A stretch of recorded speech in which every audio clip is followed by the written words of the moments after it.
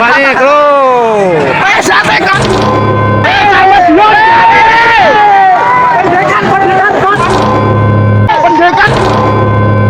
Setelah menghina PSHT Jawa Timur dan PSHT Madiun dan memprovokasi si pembuat video, klarifikasi meminta maaf. Berikut videonya.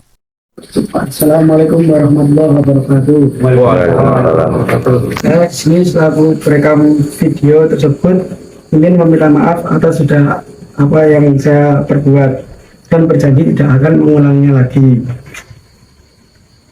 Harapan saya semoga warga PSHT dan warga Jogja damai. Baik, kurang lebihnya mohon maaf. Wassalamualaikum warahmatullahi wabarakatuh. Waalaikumsalam. Namanya sinten Mas? Kalau Muktada, Pak. Dari